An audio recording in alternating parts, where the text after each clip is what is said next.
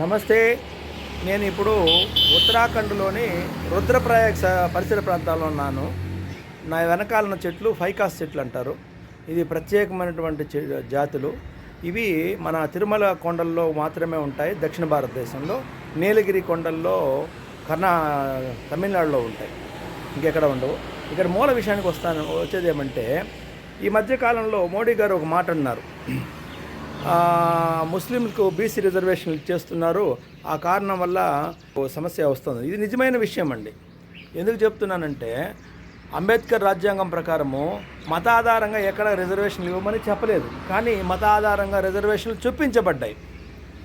బీసీలకి 4 బీసీలకు ఉండేటువంటి రిజర్వేషన్లు తగ్గించి 4% ఆంధ్ర రాష్ట్రము కర్ణాటకలో ప్రారంభించారు. రాజశేఖర రెడ్డి మొట్టమొదటి ఈ ప్లాన్ చేశారు. అది కోర్టులో ఉంది. ఆ కోర్టులో ఉన్న కూడా సంవత్సరాలు జరిగిపోతుంది.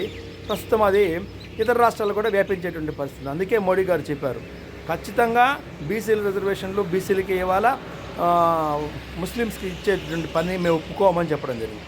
అంతేకాక 800 సంవత్సరాలు పరిపాలించాం, మాది ఇంత పెద్దది, మేము పరిపాలకులు అని మాట్లాడే వాళ్ళు మళ్ళీ ఈరోజు మాకు రిజర్వేషన్లు కావాలని మాట్లాడుతుంది. ఏదో జీవన్ రెడ్డి అనుకుంటాం, నిజామాబాద్ ఎంపీ పోటీ చేసిన వ్యక్తి మాట్లాడుతున్నాడు ముస్లిం రిజర్వేషన్ల గురించి. మోడీ ఎక్కువ మాట్లాడుతున్నాడు. మోడీ ఎక్కువ మాట్లాడటం చాలా తక్కువ మాట్లాడుతున్నాడు. ఎక్కువ మాట్లాడాల. 800 సంవత్సరాలు పరిపాలన చేసి మాది అధికారం, మిమ్మల్ని అంతా నాశనం చేస్తాము, ప్రజాకర్లు, హైదరాబాద్ నిజాములని మాట్లాడే వాళ్ళు మీకు ఎందుకు రిజర్వేషన్లు? అది ఒకటి.